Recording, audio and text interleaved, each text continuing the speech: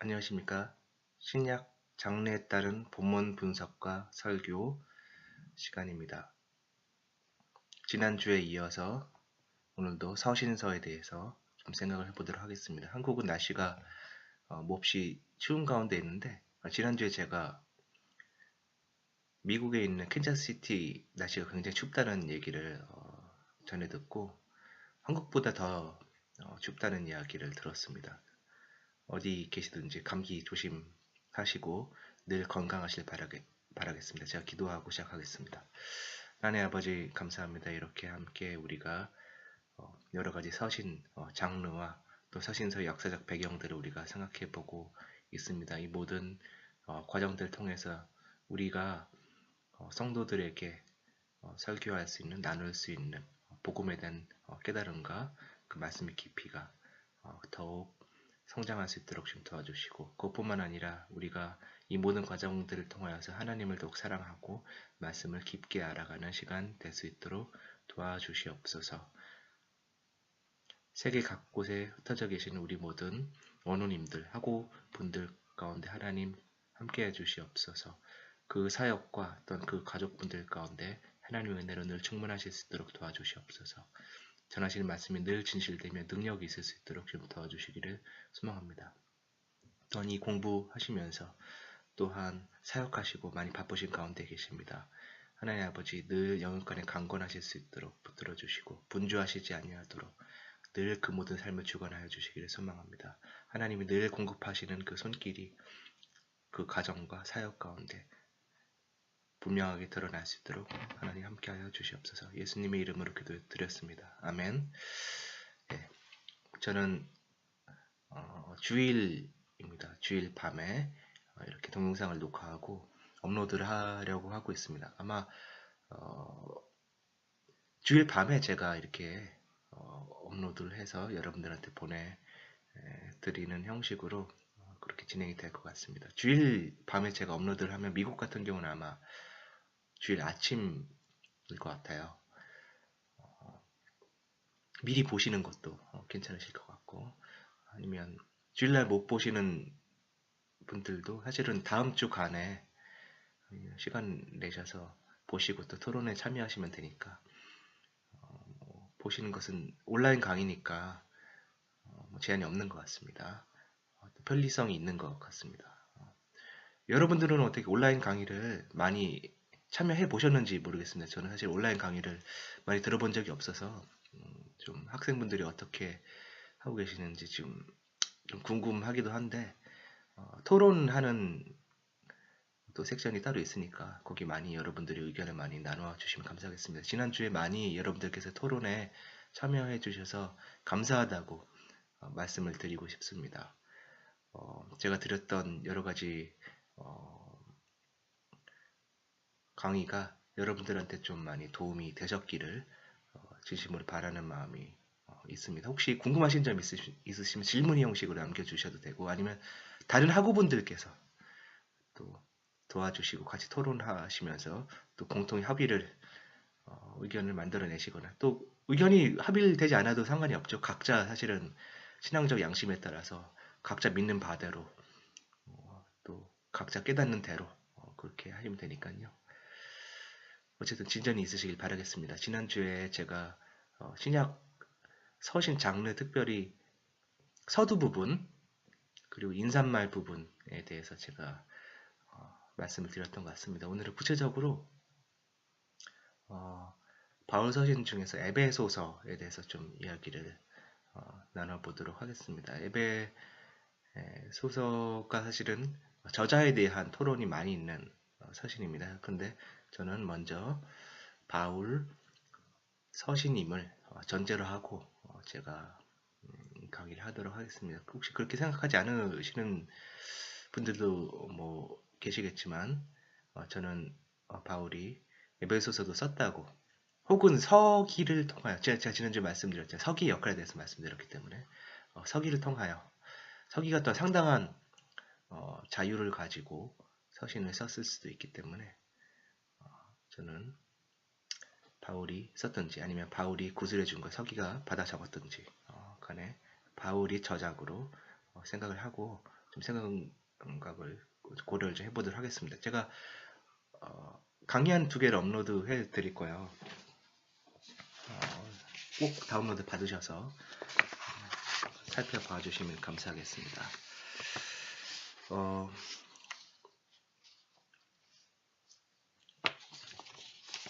그러면 에베소서의 서신적 특징에 대해서 먼저 좀 생각을 해보도록 하겠습니다.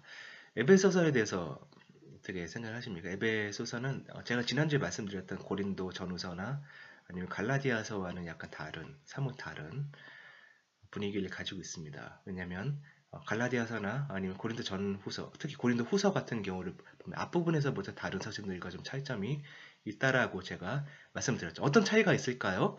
어떤 차이가 있냐면 뭔가 찬바람이 부는 것 같은 그런 분위기가 납니다. 일단 바울서신의 전형적인 긴 감사의 단락이 고린도 후서와 갈라디아서에는 없죠.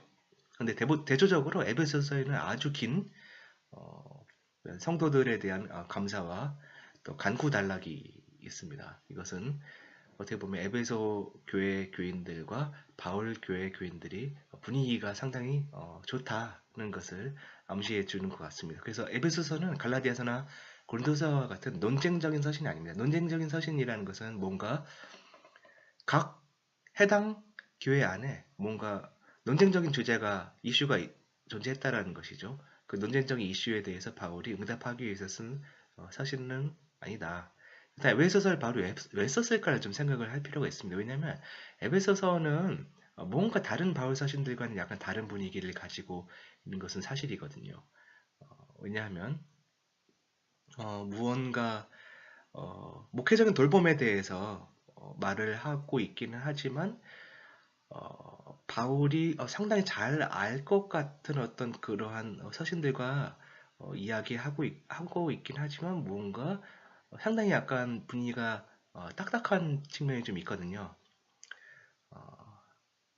그렇다면 서신 장르에 따라서 우리가 이 모든 것들을 어떻게 생각할 수 있을지 좀 생각을 해보도록 하겠습니다. 강연을 보시면 제가 이 얘기를 썼는데 에베소서는 구원받은 사실을 상기시키고 그것을 축하하기 위해서 기록한 서신이다. 라는 닐스 달의 지적을 제가 썼습니다. 저는 상당히 동의합니다. 닐스 달은 에베소서를 연구하는 굉장히 좋은 학자고 제가 존경하는 학자 중에 한 명입니다. 근데 사실은 약간 부족한 점이 있어요. 근데 이렇게만 정의하면 왜냐면 구원받은 사실 상기시키고 축하하기 위해서 기록했다고 하면 사실 그게 3장까지는 해당이 될 거예요. 근데 4, 5, 6장은 좀 긴 윤리적인 단락을 포함하고 있거든요. 만약에 구원받은 것을 축하하고 그 구원받은 것을 상기시키기 위해서만 서신을 작성했다면 이렇게 긴 윤리적인 단락 하우스타펠른 그러니까 하우스홀드 코드죠. 가정윤례라고 불리우는 이 긴 가정윤례 단락이 왜 등장할까? 왜 이러한 윤리적인 권면에 등장하는지에 대해서 딱히 설명하기 어렵겠죠. 이렇게만 정의를 내린다면 제가 강의 하나 읽어보도록 하겠습니다. 그렇다면 바울은 그의 독자들이 구원받았음을 상기시키고 구원받은 성도로서의 삶을 합당하게 살고자 하도록 촉구하는 목적이 있을 것이다. 근데 저는 약간 이것을 고대 서신의 장르나 아니면 편지 장르 중에서 좀 생각을 하고 싶습니다. 제가 2가지 장르를 써놨는데 첫 번째 장르는 파레네시스입니다. 그리고 두 번째 장르는 프로트랩시스입니다.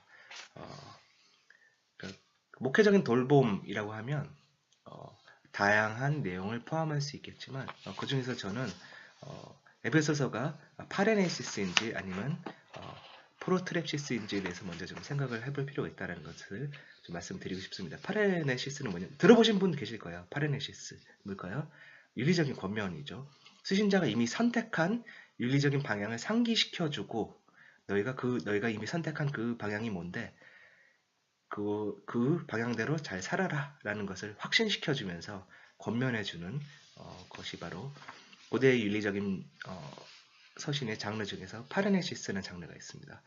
그 다음 장르는 프로트랩시스라는 장르입니다. 프로트랩시스는 혹시 교부를 공부하신 분들은 프로트랩시스를 들어보신 분이 계실 것 같아요. 아니면 고대 철학 중에서 뭐 아리스토텔레스도 프로토레시스라는 책을 썼죠. 그게 무슨 내용입니까? 예를 들어서 그 클레멘트 알렉산드라의 클레멘트가 쓴 프로트레시스라는 책이 있거든요.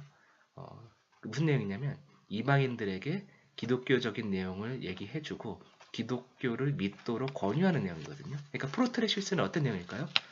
수신자에게 그들의 생활 방식을 바꾸라고 촉구하는 권면의 내용을 담고 있는 서신을 프로트레시스적인 서신이라고 볼 수가 있을 것입니다. 그렇다면 에베소서는 파레네시스냐 아니면 프로트레시스냐 둘 중에 하나를 선택하려면 파레네시스겠죠. 왜냐하면 에베소 교인들에게 바울이 지금 말하고 있는 것이 무엇입니까?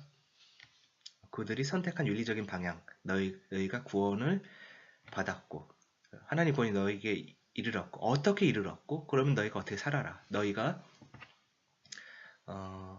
선택한 그 윤리적인 방향에 합당하게 살아라라는 내용이 들어가 있다면 파레네시스에 해당할 것입니다. 그렇다면 닐스 달이 이야기한 그 정의와 어떻게 보면은 조화를 시켜서 얘기한다면 닐스 달은 독자들에게 구원받은 사실을 상기시키고 그것을 축하하기 위해서 기록한 서신이 에베소서라고 얘기했는데 또한 이것이 파레네시스로서 구원받은 사실을 상기시켜주고 그리고 그것을 축하하면서 너희가 선택한 그 방향성이 맞고 그렇다면 그 방향성에 어떻게 합당하게 살 것인지에 대해서 목회적으로 권면하고 촉구하는 내용을 담고 있는 서신이 바로 에베소서라고 생각을 할 수 있을 것 같습니다. 이 사실 프로테레시스도 사실은 무시할 수 있는 내용은 아닙니다. 왜냐하면 80년대 굉장히 흥미로운 로마서에 대한 논문이 하나 나왔는데 그게 노틀담 대학의 교수인 데이빗 오니 교수가 로마서가 프로테레시스적인 서신이라고 주장하는 논문을 썼거든요. 하여튼 저 그 논문 되게 좋아해요. 그래서 혹시 제가 로마서를 다루지는 않을 것 같은데 이 시간에서는 한번 좀 이런 방향성에서 생각해 볼 여지도 있습니다. 제가 이게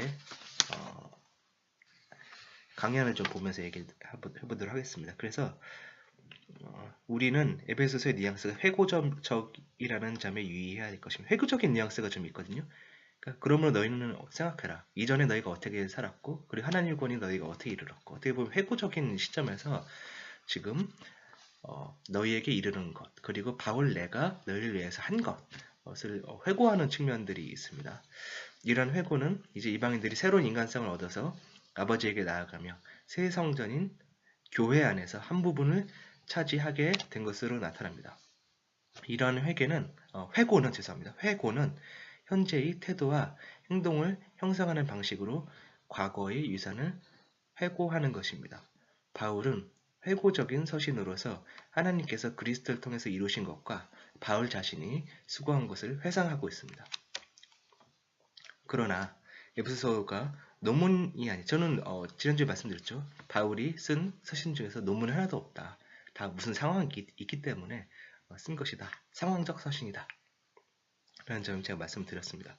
에베소서에서 바울은 목회적인 관심을 가지고 그 필요를 충족시켜주기 위해서 서신을 씁니다. 곧 바울은 그의 독자들이 복음의 핵심적인 내용들의 의미를 이해하거나 아는 것이 부족하다고 인식하였으며 그것은 그들이 신분, 특권, 그리고 그들이 안전, 구원의 확신과 관련이 있었을 것입니다. 그렇다면 바울이 독자들이 그들의 신앙 내용을 다시 회상하고 기억할 필요가 있었기 때문에 바울은 초반부에서 하나님께서 그리스도를 통하여 이루신 것을 회상할 것입니다. 그렇다면 하나님께서 무엇을 이루셨습니까? 하나님께서는 유대인과 이방인이 그리스도 안에서 하나 되게 하도록 화해케 하셨습니다. 이게 굉장히 에베소서에서는 중요한 주제입니다. 뭐가 중요하다고 말씀드렸죠? 이방인과 유대인의 관계. 이것이 어떻게 보면 에베소서의 적어도 1장부터 3장까지 핵심적인 주제가 되겠습니다. 왜냐하면 에베소서의 수신자가 여러분 이방인인 것 같습니까? 유대인인 것 같습니까? 이방인들이거든요. 너희 이방인들이 어떻게 하나님의 백성이 되었는지 어떻게 그게 미스테리거든요. 1세기 정황에서 보면 그렇습니다. 그렇다면 그 미스테리가 어떻게 발생되었는지에 대해서 바울이 설명하는 내용이 1장부터 3장까지 내용이 되겠습니다. 근데 단순히 바울이 이방인에 대해서만 얘기하고 끝나는 것이 아니라 그렇다면 유대인과 이방인의 관계가 뭐 어떻게 새롭게 형성되는지에 대해서 이야기해주는 내용이 등장하죠. 아포카탈라소, 그러니까 화해라는 주제가 등장합니다. 누구랑 누구가 화해했다는 거죠? 유대인과 이방인들이 화해했다. 화해해서 어떻게 된 거죠? 그냥 화해하고 화해했으니까 우리 빠이빠이 사라지자 아니면 헤어지자 그렇게 얘기하고 끝난 것이 아니라 공동상속자가 되었다. 유대인들이 이방인들이 공동상속자가 되었다라고 말을 하고 있거든요. 그 3장에 그 얘기가 나오죠. 제가 좀 이따 말씀드리려고 하는 내용인데 에베소서에서 중요한 것 중에 하나는 이방인들이 유대인들이 차지할 어떤 분깃인데 그 분깃에 동등하게 참여하게 되었다라는 그 측면이 있습니다. 그렇다면 바울이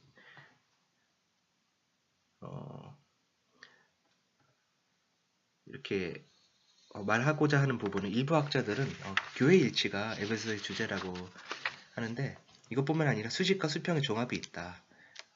이방인 신자들이 유대인들과 죄송합니다. 유대인들과 화해했을 뿐만 아니라 아버지께 함께 나아간다라는 그런 측면이 존재합니다. 그러니까 수평은 무엇입니까? 사람과 사람과의 관계죠. 유대인과 이방인의 관계. 그 수직은 뭐죠? 우리와 하나님의 관계죠. 그러니까 수직과 수평의 종합이 일어나는 것이 바로 에베소서다. 라고 제가 좀 말씀을 드리고 싶습니다. 강의한 그 다음 페이지를 보시면 제가 아마 고대 서신 작성 교본 중에 위 데메트리우스의 서신 작성 교본과 위 리바니우스의 장르 중에서 축화 권면 형태가 있거든요.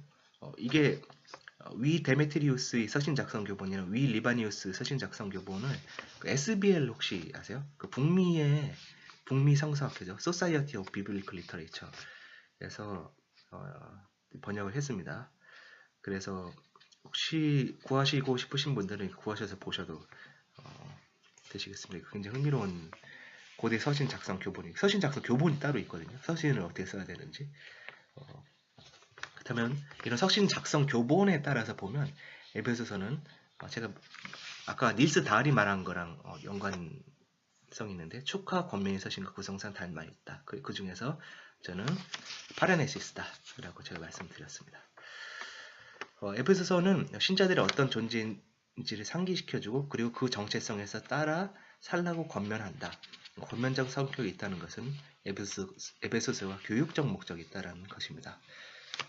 저는 바울이 자신의 공동체를 교육적 공동체로 이해했을 것이다. 저는 사실 제 주장 중에 하나고 저의 주장일 뿐만 아니라 또 이 주장을 펴는 학자들이 있습니다.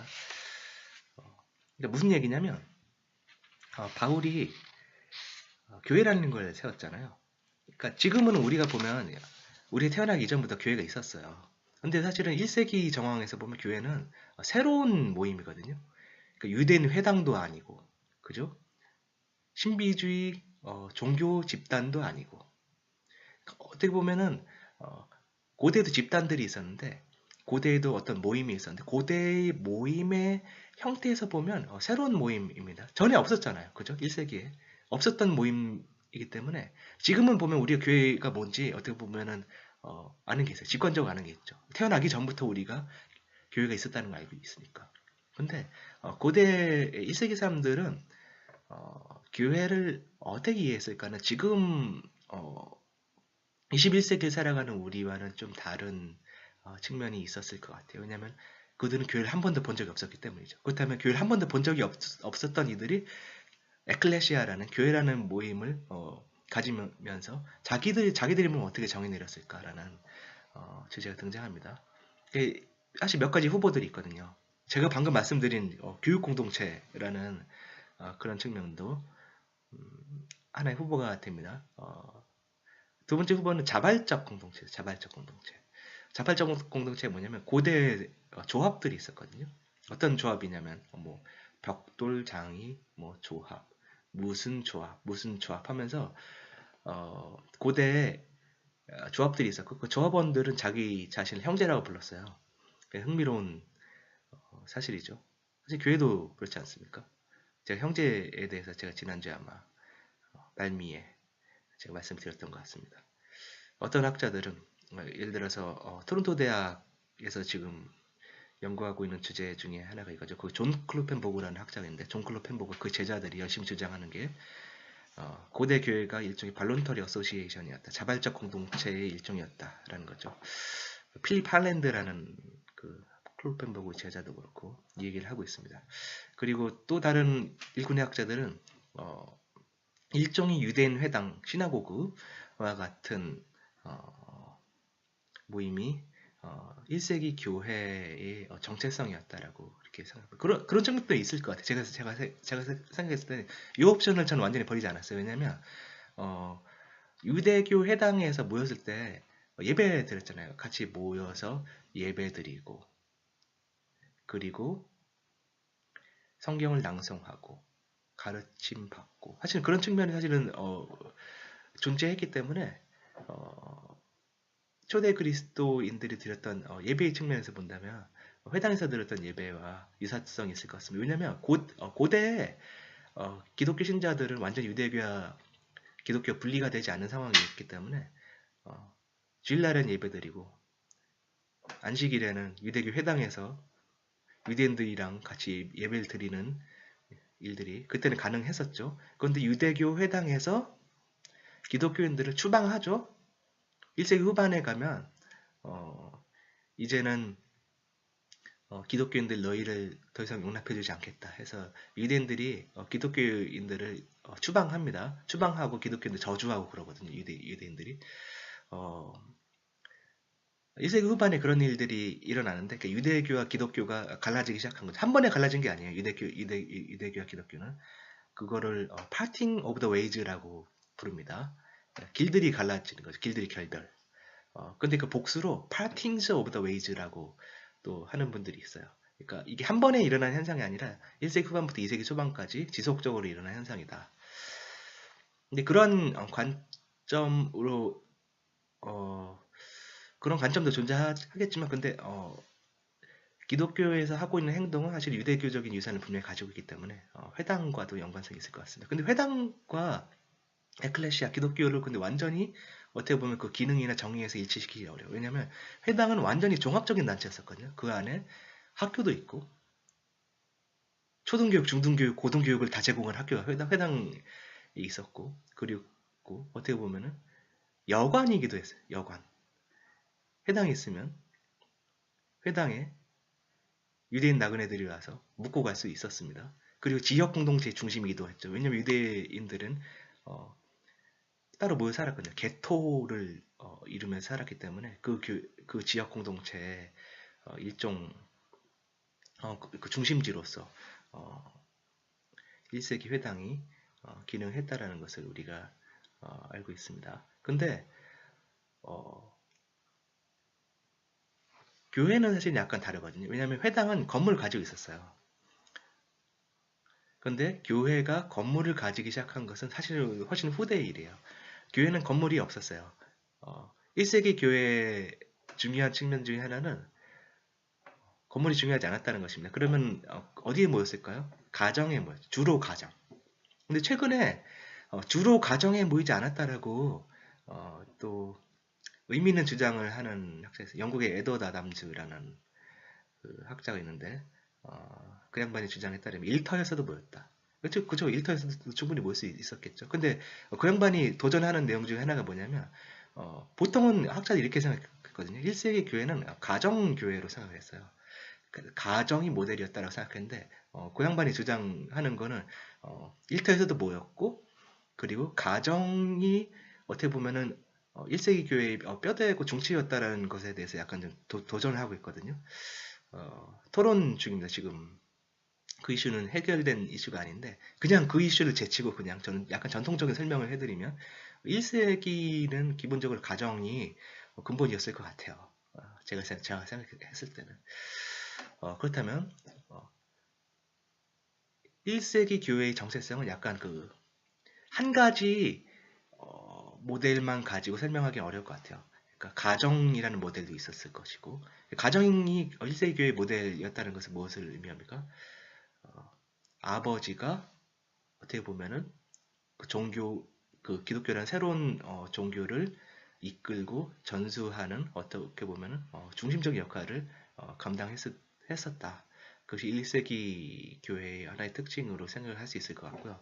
그리고 또 제가 방금 말씀드린 회당을 생각해보면 예배드리고 성경을 암송하고 그리고 성경을 강론하고 낭독하고 같이 기도하고 그런 측면이 있었을 것 같다. 그리고 또 다른 측면은 제가 지금 방금 말씀드린 교육적 공동체라는 측면입니다. 교육적 공동체라는 것은 초대 그리스도 공동체를 어떻게 이해했냐면 일종의 철학적 공동체를 이해했다는 거예요. 약간 이해가 안 되는 정의입니다. 왜냐하면 철학하면은 지금은 굉장히 관념론적인 현실과 동떨어진 어떤 존재였었잖아요. 근데 고대에는 철학이 종교랑 구분되지 않았었어요. 왜냐하면 철학 공동체에서 같이 모여서 하는 행동 중에 하나가 뭐였냐면 거기서도 철학 공동체에서도 어떤 종교적인 색깔이 충분히 있었을 수가 있었거든요. 사실은 철학적 공동체와 사실 신비주의적인 공동체는 약간 구분될 필요가 있습니다. 어떤 학자들은 1세기 교회 공동체를 그 기원을 신비주의 종교 집단 이 모델이 되었을 거라고 생각하는 학자들도 있습니다. 근데 신비주의 공동체랑 기독교 공동체의 차이는 같이 모여서 제의를 안 드렸다는 거죠. 기독교 공동체는 모여서 예배 드렸지 제사 제물 태우면서 제의를 드리진 않았잖아요. 근데 신비주의 공동체는 모이면 사실 제의도 사실 드렸었어요. 여러분 혹시 아시는 신비주의 공동체 뭐가 있으십니까? 피타고라스 혹시 아세요? 피타고라스의 정리. 수학자로 알고 계시는 피타고라스가 사실은 고대 유명한 신비주의 철학자였죠. 그 피타고라스의 제자들이 모여서 계속 어떻게 보면 그 피타고라스 철학이 이어지는 신비주의자들이에요. 그 양반들도 모여서 무슨 일들을 했냐면 모여서 신비주의적인 어떤 종교적인 행위만 한 것이 아니라 모여서 제의도 드리고. 근데 기독교인들은 사실은 제의를 안 드리거든요. 예배만 드렸죠. 모여서 떡을 떼고 성찬을 하고. 제가 생각했을 때는 교육적인 공동체적인 측면이 있었을 것 같아요. 왜냐면 바울이 일단 서신 썼죠. 그 서신은 어떻게 보면 목회적인 서신으로서 교육적인 목적이 있어요. 교육적인 목적은 어떤 것입니까? 서신 어떻게 보면은 바울이 달성하고자 하는 목표 중에 하나는 성도의 완성이에요. 텔레이오스라고 나오죠. 그 사실 지금 다 말씀드리기 어려워요. 제가 쭉 이 강의를 하면서 제가 좀 말씀을 드리려고 하는데 사실 골로새서 하면서 이 얘기를 하려고 제가 좀 생각을 했던 거였습니다. 근데 사실 그 텔레이오스라는 그 완성이라는 그 측면이 바울이 역사상 처음으로 한 말이 아니라는 거죠. 텔레이오스는 사실은 고대 철의 목표이기도 했었어요. 바울은 일종의 자기 자신을 생각했을 때 자기가 어떻게 보면은 목회자로서 생각을 했을 거예요. 근데 그 고대 목회자 누구였을 것 같아요? 고대 목회자는 철학자들이었었거든요. 철학자들이 목회적인 서신을 쓰고 자기가 가르쳤던 그 공동체를 관리하는 거예요.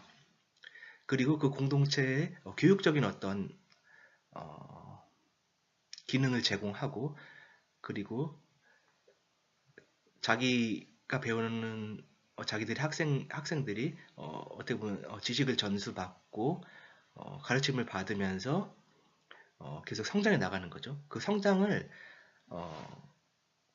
헬라어로 프로코페라고 합니다. 바울도 그 얘기 하죠. 프로코페.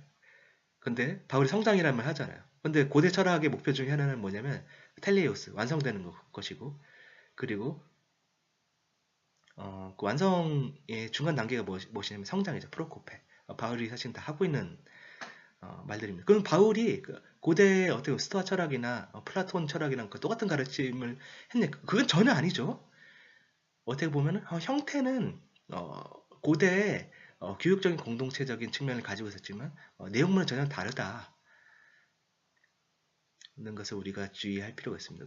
기독교적인 내용은 사실은 어떻게 보면 고대 철학적인 내용과 전혀 다른 내용물들 가지고 있죠.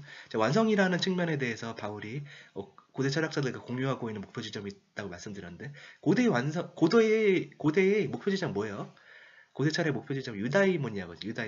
유다이모니아는 행복이라는 뜻입니다. 바울이 근데 유다이모니아라는 말을 말할까요? 안 할까요? 유다이모니아라는 말 한 번도 말하지 않아요. 바울은 행복이라는 말을 말하지 않아요. 흥미로운 거죠. 그럼 어떻게 행복해지느냐라고 고대 철학자들이 말했을까요? 고대 철학자들이 우리가 어떻게 행복해지느냐라는 말을 말하냐면 덕을 가지고 있을 때, 그 덕 아레테라고 하거든요. 아레테. 근데 바울이 아레타라는 말 할까요, 안 할까요? 사실 아레타라는 말을 하긴 합니다. 빌립보스에서 지나가면서 한마디 하죠. 굉장히 흥미로운 거예요. 왜냐면 여러분들이 혹시 요세푸스나 필로 같은 책을 한번 보시기 바랍니다. 아니면 유대 외경 중에서 솔로몬의 지혜서나 아니면 그 에클레시아스티쿠스 그 집회서 같은 책을 한번 여러분들이 읽어보시면 아레테, 유다이모니아 같은 개념이 유대인들한테도 얼마나 중요한 개념이었는지 알 수 있어요. 근데 바울은 한 번도 말하지 않으면 그거는 굉장히 의미심장한 거예요. 근데 바울은 개인이 행복해지는 게 목표 지점이 아니었어요. 고대의 철학은 어떻게 보면 스토아 철학을 제외하면 상당히 개인주의적인 측면이 있는 거거든요. 개인이 행복해지는 거예요. 내가 행복해지는 거. 근데 바울은 내가 행복해지는 것에 관심이 없었던 거예요. 무엇이 바울이 관심사였을까? 인사말에부터 등장하지 않습니까? 에이레네. 평안이죠. 샬롬이죠. 근데 그 샬롬이 우리 마음의 평안함이 물론 그것도 포함하겠지만 그것만 의미하는 게 아니에요. 히브리적인 개념의 샬롬, 유대적인 개념의 샬롬이라는 것은 공동체적인 측면이 있거든요. 그러니까 이웃이 끼어져 있으면 나한테도 샬롬이 없는 거예요. 이웃이 끼어져 있는데 나만 혼자 평안하다, 나만 혼자 행복하다라는 것은 어떻게 보면은 불가능한 거죠. 그러니까 에이레네라고 얘기했을 때 평안과 은혜와 평강이 너에게 있을지어다라고 바울이 얘기했을 때 평안이 나의 마음속의 개인적인 내면의 평안만을 의미하는 게 아니라는 거죠. 이웃과 함께 평안한 겁니다. 공동체가 함께 평안한 거죠. 그래서 제가 아까 말씀드린 것 중에 하나가 덕 얘기하면 아레테라고 했잖아요. 바울이 잘 쓰지 않는 말. 근데 바울은 아레테 대신에 어떤 말을 씁니까? 오이코도메라고 하죠. 오이코도메. 그게 사실 덕이라고 번역이 됐거든요. 한국 성경에는. 오이코도메가 어떤 뜻입니까, 여러분? 건축한다는 거죠. 공동체를 세운다는 말이에요. 공동체를 세운다는 거. 공동체를 세우는 게 덕이에요. 아레테, 혼자 탁월한 거예요. 아레테라는 것은 어떻게 보면 도덕적, 아니 지적 탁월성이거든요. 혼자 탁월해지는 건 탁월해지는 게 아닙니다. 그게 바울의 목표 지점이 아니었다는 것이죠. 그러니까 어떻게 보면은 텔레이오스, 완성, 아니면 프로코페, 성장, 그런 용어들을 바울이 공유하긴 했지만 어떻게 보면 그러한 목표 지점이 이르는 방식이나 아니 그 목표 지점이 이르는 그 목표 지점 가지고 있는 그 내용물 자체도 사실은 고대에서 굉장히 새로운 내용들을 가지고 있었다는 것입니다. 십자가의 도, 그죠? 다른 사람을 사랑하고 성장하는 거, 희생하는 거, 그리고 공동체와 함께 세워나가는 거. 바울한테 굉장히 의미심장한 것 중에 하나는 공동체적인 측면입니다. 왜냐면 공동체적인 측면이 고대에 없었다는 거 아니에요. 있었어요. 있었긴 했는데 바울이 말하고 있는 공동체적인 측면, 예수님이 말하고 있는 사실은 측면도 사실은 마찬가지죠. 고대의 새로운 측면이 있었다. 그게 어떤 새로운 측면인지에 대해서 제가 좀 강의를 좀 진행하면서 말씀을 좀 드리도록 하겠습니다. 그래서 제가 지금 말씀드리고자 하는 것이 무엇이냐면 고대의 공동체가 교육적인 공동체였다는 거. 그러니까 교육적인 공동체라는 것은 그러니까 이런 거예요. 초등교육, 중등교육, 고등교육 있잖아요. 근데 고대에는 사실은 학교 교육을 받는 사람들은 굉장히 드물었어요. 그러니까 문맹률이 90% 정도 됐을 거예요.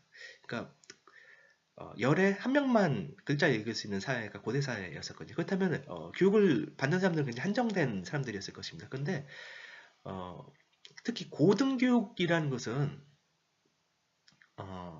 받는 사람들이 더더욱 한정되었을 거예요. 엘리트들만 받는 것이죠. 바울은 교육적 공동체라고 한다면 어떻게 보면 철학적 공동체 혹은 고등교육을 제공하는 어떤 그런 학교를 모델로 바울이 삼았을 수 있고, 그리고 또 1세기 교인들도 고대 교육적 공동체를 자신의 교회를 이해하는 하나의 모델로 생각을 했을 수 있습니다. 그러니까 오직 교육적 공동체라는 건 아니에요. 예배드리고 그 안에서 그죠? 어떤 떡을 떼고 어떤 그런 특별한 행동을 하는 것은 교육적 공동체라는 모델만 가지고는 설명할 수 없는 것이지만 바울이 고대에 교육적 공동체로서의 모델을 염두에 두었을 것이다. 왜냐하면 바울 서신에 보면 가르치다, 그죠? 배우다, 전수받다, 전해받다, 알다. 그런 말도 굉장히 많이 나오거든요. 뭐 인식론적인 전환, 그죠? 마음. 여러분, 제가 나중에도 말씀드리겠지만, 바울이 마음과 관련된 말을 그 서신에서 얼마나 많이 말하고 있는지 한번 생각을 해보시기 바라겠습니다. 왜냐면, 로마서 5장 5절을 한번 생각을 해보시면, 하나님의 사랑이 어디에 부어진다라고 되어 있습니까? 우리의 마음에 부어진다라고 되어 있죠. 굉장히 흥미로운 말이 아니겠습니까? 왜냐면, 우리 영혼에 부어진다라고 되잖아요. 근데 마음에 부어진다라고 얘기를 합니다. 아니면 빌립보서 2장에서 바울이 말하고 있는 너희 가운데 이 마음을 배워라. 이는 그리스도 예수의 마음이니 이렇게 얘기합니다.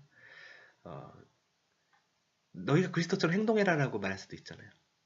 그런데 바울은 그렇게 얘기하지 않고 그리스도의 마음을 배우고 그리스도처럼 생각하라고 얘기하거든요. 생각하는 법을 배우는 방식. 사실 그것이 바로 고대의 철학자들이 하는 내용 중에 하나였었거든요. 근데 바울은 내용물 다르죠. 바울이 말하는 생각은 어떤 것입니까? 그리스도처럼 생각하는 것입니다. 전혀 다른 내용물을 가지고 있죠. 하지만 고대 공동체의 하나의 모델로서 교육적인 공동체가 자리매김했을 수 있다.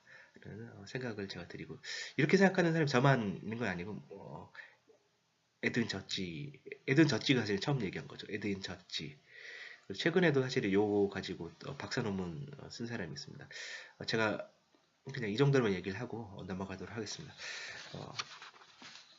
다니엘 다르코는 학자들이 1장 3장이 사회로부터 구별되라는 바울의 권면과 관련된다고 보면서 4장 6장이 논의가 사회의 기준에 부합하는, 다시 말하면 사회에 적절하게 편입되라는 권면이라고 말하는 것이 모순이라는 점.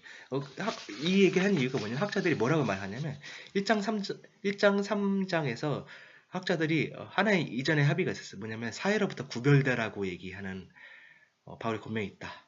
근데 4장부터 6장은 사회의 기준에 부합하라는, 사회에 적절하게 편입되면서 살아라라고 바울이 권면한다고 생각을 했거든요. 이게 모순이지 않습니까? 이런 모순된 주장하는 이유가 뭐냐면 그 제리미의 지연이라는 그런 얘기 들어보셨죠? 여러분 신학교 공부 이미 하셨으니까. 그러니까 1세기 중반까지는 열심히 기독교인들이 재림이 일어날 것이라는 것을 열광적으로 기다리고 있었는데 아무리 기다려도 예수님이 안 오는 거예요. 아무리 기다려도 예수님이 안 오니까 1세기 말쯤 돼서 이제는 예수님 기다리는 것도 뭐 적절하게 하되 그냥 개인적으로 하되 이렇게 우리가 사회의 기준에 편입 맞추어서 좀 살아야 되는 게 아니냐. 그래서 골로새서나 에베소서를 바울이 쓰지 않았다고 생각하는 학자들은 뒷부분에 나오는 에베소서나 골로새서 뒷부분에 나오는 가정윤례 권면을 이런 식으로 생각하거든요. 이 가정윤례 권면이라는 것은 일종의 사회 기준에 부합하게 살아가는 어떤 것으로 생각을 하면서 그 재림이 일어나지 않으니까 이제는 사회의 기준에 맞춰 살아라 라는 권면으로 읽는 학자들이 있습니다. 근데 그렇게 생각하면 어떻게 보면 모순이 아닌가 싶습니다. 저는 첫 번째로 에베소서 바울이 썼다고 생각하고, 두 번째는 1장부터 3장까지는 사회로부터 구별되라고 말하고 4장부터 6장까지 사회 기준에 부합하라고 말하는 것이 아니라, 저는 1장부터 6장까지 다 이 시대와 구별된 삶을 살아라라는 바울의 권면으로 보는 것이 가장 좋지 않나 싶습니다. 그래서 에베소서의 가정 윤례는 사회의 질서에 편입되어 이 시대에 동화된 교양에 있는 기독교 시민으로 살라는 권면이 아니라 이 시대로부터 구별된 삶을 살라는 이해로 보는 것이 좋겠다. 에베소서의 서두는 기쁨과 감사로 가득 차 있으며 고린도 후서에만 나타나는 긴 찬미문으로 서두가 시작되며, 또한 찬미문과 감사 기도가 동시에 등장하는 것은 에베소서밖에 없다. 그렇다면 그리스도 안에서 누린 권면과 특권을 상기하면서 이러한 부르심에 합당하게 살도록 권면하는 서신일 것이다. 서신의 마지막 부분에서 바울이 쇠사슬에 매어 있음을 환기시켜주면서 권면 단락을 시작하는 4장 1절에서도 바울이 환난과 주 안에서 갇혀있다는 것을 환기시켜줍니다. 곧 권면의 단락은 매어있음으로 시작하면서 매어있음으로 끝납니다. 권면과 더불어서 이렇게 매어있음을 상기시켜주는 것은 그레코로만 권면 장면에서 개인적 본보기라는 관점에서 좀 볼 수가 있다. 왜냐면 본보기를 목사들이 보여야 될 필요가 좀 있거든요. 사실은 개인적인 사정 때문에 그렇게 못 보일 때도 있지만 일단 기본적으로는 성도들한테 목사들이 보여야 되는 것이 본보기입니다. 그러니까 바울이 이렇게 얘기하잖아요. 나처럼 살아라. 어떻게 감히 죄인인 바울이 자기처럼 살라고 얘기할 수가 있죠? 근데 그런 말이 고대의 관점에서 보면 굉장히 당연한 말이라는 거죠. 왜냐면 고대에는 스승이 먼저 말로만 이렇게 하라고 얘기하는 것이 아니라 실제로 한번 실천하는 모범을 보여주는 거예요. 실천하는 모범을 보이면 쟤들이 따라하는 거죠. 그것이 고대 교육 방식 중에 중요한 방식 중에 하나였습니다. 그래서 바울이 독자들에게 말로만 권면할 뿐만 아니라 본보기로서 자기 자신을 제시하고 있는 것이 굉장히 의미심장한 것입니다.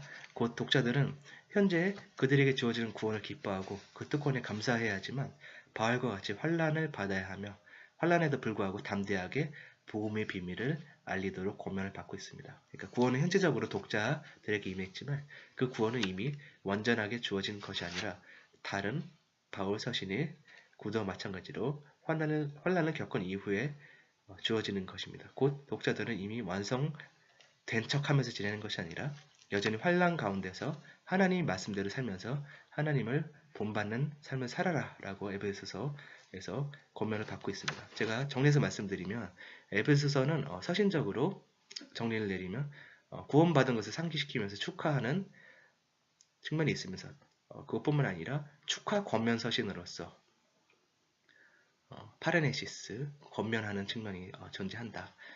그리고 일종의 교육적 공동체를 모델로 바울이 삼고 있다라고 제가 말씀드렸습니다. 내용물 아니죠. 내용물까지 어떻게 고대의 교육적 공동체 이미 가지고 있었던 철학 공동체에서 왔다라고 생각하면 그 19세기 그 종교사학파에서 주장했던 게 아니겠습니까? 저는 그렇게 생각하는 게 아닙니다, 여러분. 내용물까지 왔다라고 생각하면 그건 종교사학파가 되는 겁니다. 근데 저는 그게 아니라 어떻게 보면 형식은 그 1세기 당대의 어떤 그 포맷을 고대 교육적 공동체에서 가지고 있었던 그 포맷을 사용했을 수도 있다. 내용물은 새로운 내용물을 사용했을 것이다 라고 제가 말씀드리면서 교육적 공동체에게 제가 말씀드렸습니다. 관심 있는 분들은 제가 나중에 제가 이 얘기를 할 거예요. 교육적 공동체에 대해서는 토론을 그것에 대해서 제가 소스를 많이 안 들었어요. 사실은 아직 제가 더 말씀드릴 게 훨씬 많거든요. 이 얘기는 제가 지난 학기에 어떤 학교에서 신약의 교회론 강의를 했는데 사실은 교회론 같은 강의를 하면 저는 절반은 사실 이 얘기를 합니다. 그러니까 한 시간 몇 시간 안에 할 수 있는 내용이 아니거든요. 그러니까 여러분들은 아직 소스를 많이 받지 못하셨으니까 이 내용에 대해서 토론하지 말아주시고 이 내용 말고 다른 부분에 대해서 토론해주세요. 왜냐하면 여러분들 아직 정보를 많이 가지고 계시지 않습니다. 이 부분에 대해서는. 그 다음 에베소서 서두에서 가족 상속 개념의 중요성. 상속 개념은 제가 이어서 다음 시간에 말씀드리려고 합니다. 그래서 가족 가치 회복으로서의 복음. 그래서 제가 아까 말씀드렸던 것 중에 하나가 고대 교회가 모델을 가정에 두고 있을 수 있다라고 제가 말씀드렸습니다. 그래서 가정교회가 어떻게 보면 고대 교회에서 중요한 것이고 또 고대 교회는 가정교회 또한 연합일 수가 있습니다. 그런데 제가 이렇게 인용문 하나 강의 안에 썼거든요. 그 인용문 한번 제가 읽어보도록 하겠습니다.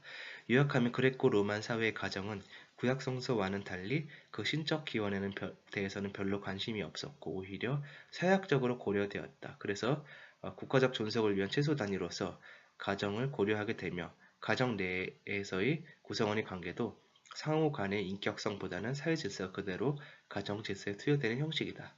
당연히 질서 유지를 위한 가장이 지배가 용인되는 관계로서 신약 성경에서 말하는 사랑의 관계와는 상당한 거리가 이게 제가 요 얘기를 드린 이유가 뭐냐면 그레코로만 가정에 대한 약간 좀 오해가 있는 것 같아서 제가 요 인용문을 썼습니다. 그레코로만 가정이 사실은 그 그레코로만 가정의 그 아버지는 사실은 상당히 악명이 높죠. 매를 휘두르고 폭력적이고 생사여탈권까지 가지고 있다고 하지 않았습니까? 그러니까 아버지가 자식들 때려서 죽여도 되는 사회가 고대 사회였다. 어떤 그런 악명이 존재하죠. 어, 근데 그런 것뿐만 아니라 저는 그레코로만 가정도 저는 사랑의 관계였다라고 좀 말씀드리고 싶어요. 사랑이라는 것을 어떻게 보면은 보편적인 측면이 존재를 합니다. 그레코로만 가정 어떻게 보면은 아버지가 폭력을 휘두르고 자녀들을 학대 속에 살아가는 그런 것이 아니라는 걸 제가 좀 말씀을 드리고 싶습니다. 왜냐하면 제가 지금 말씀드린 게 교회의 모델을 지금 가정을 자기가 살아가고 있는 삶의 어떻게 보면 현실에서 어떻게 보면 내가 지금 모이고 있는 모임의 모델이 무엇일지 내 모임을 어떻게 정의를 내릴지에 대해서 1세기 교인들이 생각했을 것이고 그 중에 하나를 제가 가정을 얘기를 드리고 있지 않습니까? 가정이 그럼 사랑의 관계 아니었으면 그 그레코로만 사람들이 그 이방인 성도들이 교회를 이해할 때 그걸 어떻게 이해를 했겠냐 그거죠. 근데 그래서 제가 이렇게 썼습니다. 이것은 잘못된 주장이다. 그레코로만 사회의 가족도 신적 기원에 관심이 있었고 사회 질서가 통용되었지만 동시에 구성원 상호 간의 인격적인 관계가 중요했다. 사랑의 관계도 있었고 뮤추얼한 관계도 상호적인 인격적인 관계가 되게 중요했다라고 제가 말씀을 드리고 싶습니다. 왜냐하면 바울이 에베소서에서 하나님 아버지로 소개를 하고 있잖아요. 에베소 1장 좀 볼까요? 하나님 아버지라는 것이 어떤 의미일까? 우리는 아버지에 대한 어떤 생각이 있죠. 어떤 선의에게 있어. 우리는 아버지 경험 이미 했잖아요. 그죠? 하나님 아버지뿐만 아니고 하나님 아버지를 볼 때도 어떻게 보면 우리가 경험한 육신의 아버지에 비추어서 우리가 하나님을 생각을 할 때가 있습니다. 그런데 하나님을 아버지라고 부르는 것이 고대에 어떤 의미가 있었을까? 이것이 한번 볼까요? 1장 2절 보면 하나님 우리 아버지와 주 예수 그리스도로부터 은혜와 평강이 너에게 있을지어다. 찬송하리로다. 하나님과 우리 예수 그리스도의 아버지께서 그리스도 안에서 하늘에 속한 모든 신령한 복을 우리에게 주시되. 하나님 아버지로 지금 소개를 하고 있거든요. 굉장히 의미심장한 거죠. 왜냐면 하나님은 유대인들의 아버지였거든요. 왜냐면 에베소서 출애굽기 4장 22절을 생각을 해보시면 거기 이스라엘을 어떻게 부릅니까? 이스라엘은 내 아들 내 장자다. 이제 하나님께서 이스라엘 아버지가 된 거예요. 그래서 유대인들의 생각하기에 유대인들은 하나님의 가족이라는 하나의 바운더리 안에 있고 그리고 하나님께서는 아버지로 계시는 그리고 이스라엘 각계에는 하나님의 자녀들이 되는 그런 구도였었습니다. 근데 그 구도에 이제 이방인 신자들이 초정을 받는 거거든요. 그런데 거기에 제가 첨가해서 하나님을 아버지라고 부른다는 것은 그렇다면 어떤 의미를 지는지 좀 생각을 좀 해보도록 하겠습니다. 고대의 가족을 생각해보면 고대의 아버지를 생각해보면 그 아버지의 거리감이 어느 정도였을까? 있었을 수도 있을 것 같아요. 왜냐하면 기본적으로 고대에는 가부장적인 측면이 존재했거든요. 그렇다면 하나님을 가부장으로 여기고 있는 것이냐? 그렇게 생각하는 학자들이 있거든요. 하나님 아버지라고 부르는 하나님 가부장이시라고. 근데 그런 것보다는 하나님 아버지라고 부르는 그 측면은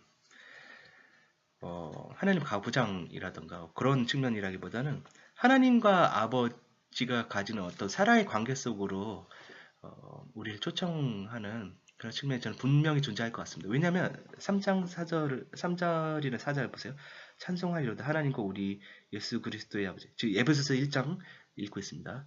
아버지께서 그리스도 안에서 하늘에 속한 모든 신령한 복을 우리에게 주시되 곧 창세 전에 그리스도 안에서 우리를 택하사 우리로 사랑 안에서 그 앞에서 거룩하고 흠이 없게 하려고 사랑 안에서 거룩하고 흠이 없게 하시려고 우리를 창세전에 택하셨다라고 말합니다. 그러니까 우리를 자녀관계로 부르신 이유가 뭐냐? 사랑의 관계 안에서 살아가도록 하나님께서 사실은 사랑의 관계 안에서 우리를 다듬고 성장시키고 그죠?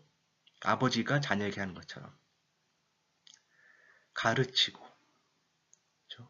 완성되도록 하나님께서 우리를 부르신 거라고 말을 하고 있습니다. 근데 제가 지금 강의 안에 써놓은 것은 고대 자료를 제가 좀 약간 인용했습니다. 하나님과 자녀의 그 고대 아버지와 자녀의 관계를 알기 위해서 가장 극명하게 고대의 부모가 자녀를 어떻게 생각했는지를 알 수 있는 것은 사실은 무덤 디자인을 보면 알 수 있잖아요. 사실 이런 생각을 했습니다. 저는. 그래서 묘비를 보면 부모가 자녀가 일찍 죽었을 경우 부모가 남기는 묘비를 보면 부모와 자녀의 관계를 좀 알 수 있는 측면이 있지 않을까. 그래서 제가 묘비명을 제가 좀 했습니다. 그러니까 부모가 세운 묘비 디자인을 보면 자녀가 일찍 죽었을 경우에 자녀를 위한 묘비나 아니면 묘비 문구들 보면 부모의 자녀에 대한 애정이 컸다는 걸 알 수가 있다. 그래서 제가 묘비 디자인을 좀 보고, 그리고 묘비를 비문을 제가 번역해서 써놨거든요. 몇 개만 읽어보겠습니다.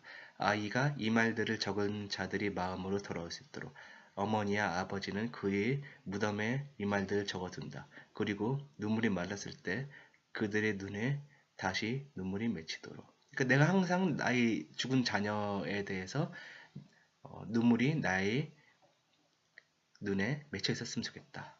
라는 말을 지금 하고 있습니다. 그러니까 아버지가 자녀한테 관심이 없어서 자녀가 죽으면 대충 길거리에 이렇게 버리고 그런 게 아니었다는 거죠. 그러니까 고대의 묘비를 보면 고대의 무덤 디자인을 보면 자녀가 죽었을 경우 굉장히 특별해요. 디자인이 신경 써서 만들어요.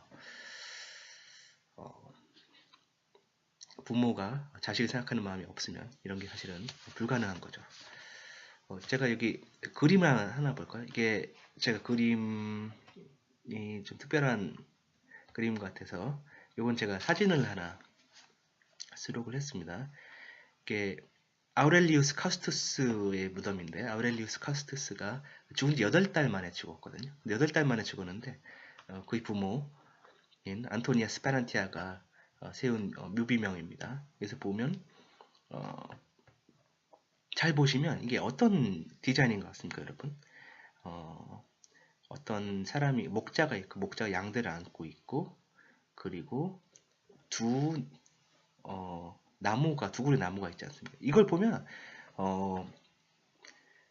이 묘비를 세운 안토니아 스페란티아는 기독교인이라는 것을 알 수가 있을 거예요. 이게 4세기 묘비인데 안토니아 스페란티아가 죽은 아들인 아우렐리우스 카스투스가 천국에 가서 목자이신 예수님의 품에 안겨서 두 그루의 나무는 뭡니까? 요한계시록에 보면 그 생명나무가 있지 않습니까?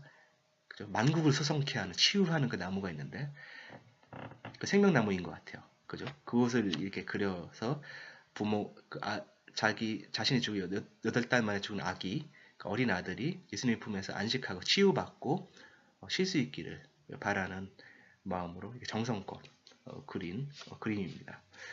그렇다면 부모가 자녀를 사랑하는 것은 사실 고대에도 해당되는 보편적인 현상이라고 제가 말씀드릴 수 있을 것 같고, 그렇다면 하나님께서 우리를 자기들의 아들들이 되게 하셨다는 그 명목상 그냥 내가 그냥 아들이라는 칭송을 줄 테니 그 아들이라는 타이틀만 가지고 살아 그라기보다는 저는 하나님께서 사랑 안에서 살아가도록, 완성되도록, 자라가도록 우리 부르셨다라는 것은 하나님과의 사랑의 관계 속에 살아가도록 부르신 것이다 라는 것을 제가 좀 말씀을 드리고 싶습니다.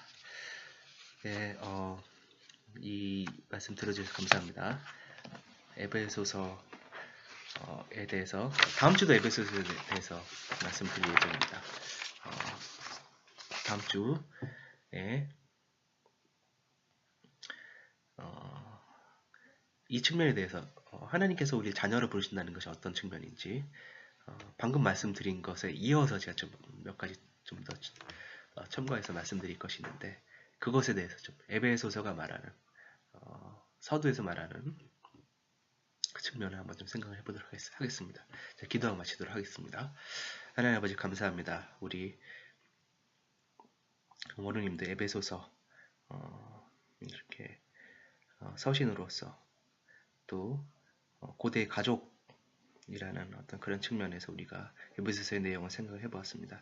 우리 아버지 하나님과의 사랑의 관계를 불러주셔서 감사합니다. 그 사랑을 누리면서 또한 아들을 가르치고 또 고치시고 또 치유하시고 함께하시고 또 성장시키시는 아버지의 그 마음과 또한 그 아버지의 행하심 우리가 늘 이해를 하면서 하나님 아버지의 마음을 우리가 더욱 알아갈 수 있도록 하나님 도와주시기를 진심으로 소망합니다.